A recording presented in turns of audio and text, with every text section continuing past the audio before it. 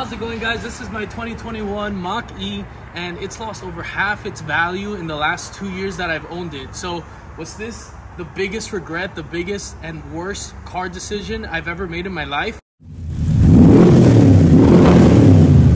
Alright guys, so let me explain to you something about this car. I usually buy cars used because I get bored of them super quickly. I'll drive them for a year or two.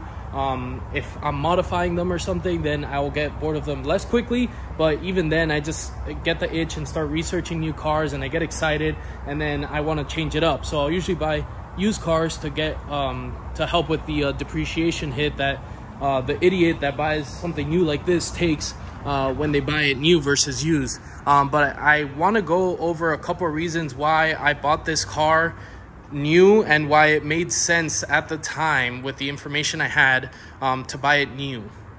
Now, one of the main reasons I bought this car was for the tax credit. So at the time when I bought this car, this is a 2021, I bought it in December of 2021, they were doing a $7,500 tax credit, federal tax credit, if you bought a Mach-E, and that's actually been phased out now. So you can either, I'm not sure where they're at because I'm not looking to buy a Mach-E right now, so I haven't really checked, but it's either half of that, so $3,750, or they actually aren't giving any credit at all. And I think that was dependent on how many cars had been sold at the time. So for example, if you Ford sold 200,000 cars or whatever, it gets cut in half, something like that. But anyways, I took advantage and got the whole $7,500 tax credit. So that's actually minus $7,500 off the purchase price of this car. Now, that's $7,500 off of the MSRP, which is what I paid for this car, which at the time was ridiculous because a lot of car companies in 2021 were charging well over MSRP, and these cars were going for like $10,000, $15,000, $20,000 over MSRP. But let me show you guys, I pulled out the window sticker here so you can see the MSRP was $48,000. So when you factor in that $7,500 tax credit, it comes down to what, like $41,000 for a brand new Mach-E. And now let me go into the second reason, which, you know, just looking at it from a purely financial perspective, you know, I was able to justify buying the car, was the gas savings. Now, the gas savings on this car are ridiculous. Let me come inside the car here and show you how many miles I've put on this car, because it's a little bit over 40,000 miles.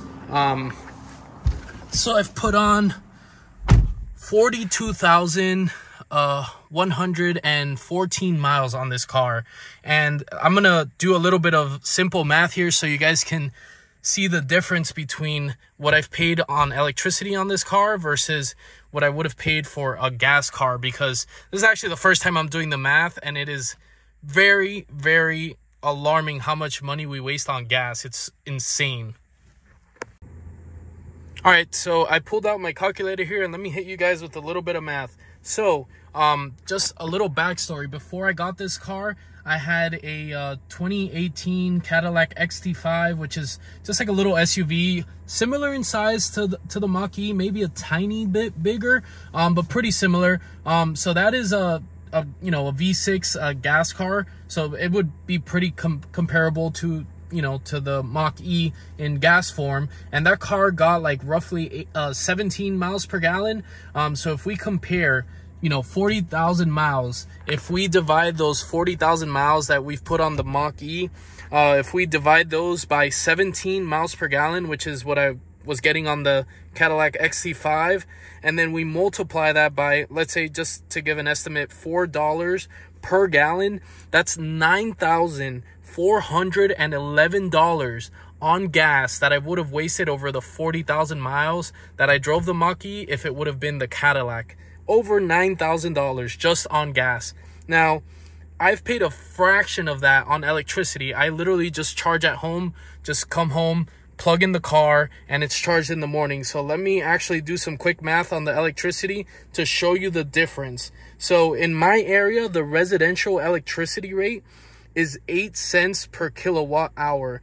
And my standard range Mach-E has a 68 kilowatt hour battery pack.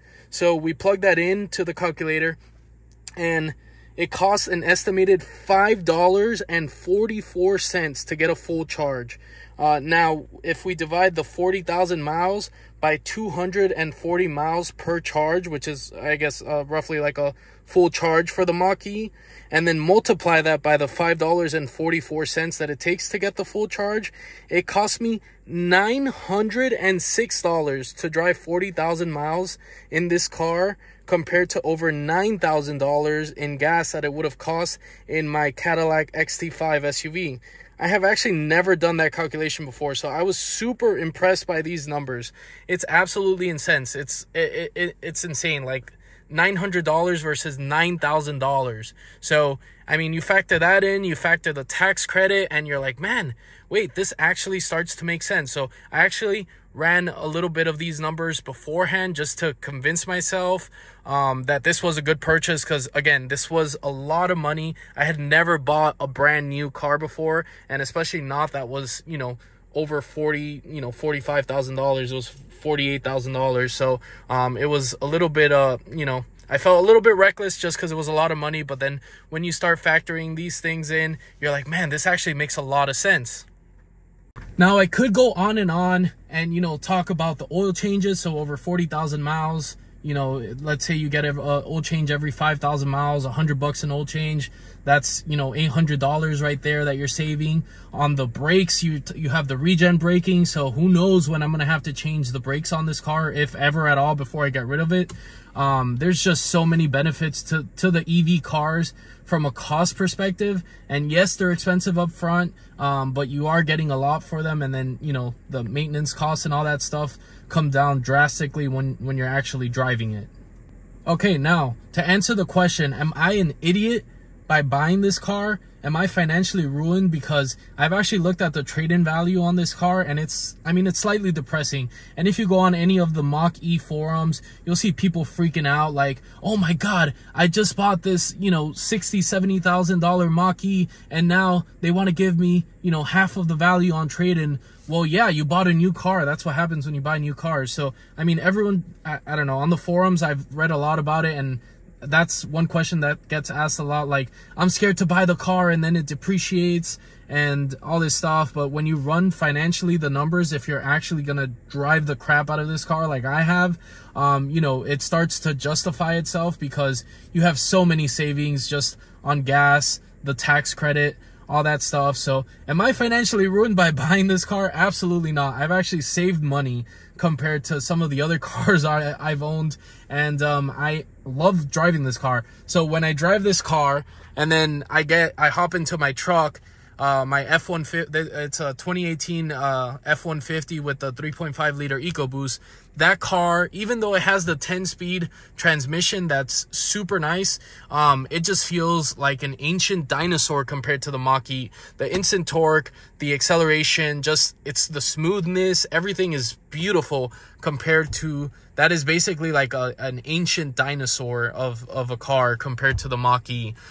So when you factor in the driving experience and the gas savings, the tax incentive, all that stuff, I actually would say that it's a pretty damn good deal. I am super, super happy with this car, so I don't regret it one bit. So if you're on the fence about buying the Mach-E, let me know in the comments below why you're on the fence about buying one. Or if you did buy one, let me know why you did or didn't. Or if you went with a Tesla, why you went with a Tesla instead. Now, I've looked at the Teslas recently because holy moly, Elon keeps dropping those prices, and of course it's pissing off the people that already own Teslas. But for people like me that, you know, I get the itch every a couple years to switch cars, you know, it's looking pretty enticing to hop into a Tesla. But let me know what you guys think about the Mach-E, if you guys think it's a terrible financial decision to get one, yeah, just let me know your thoughts in the comments below. But thank you guys for watching the video. I hope you enjoy the Mach-E content, and if you want to see any other videos, let me know also in the comments below. Thanks for watching.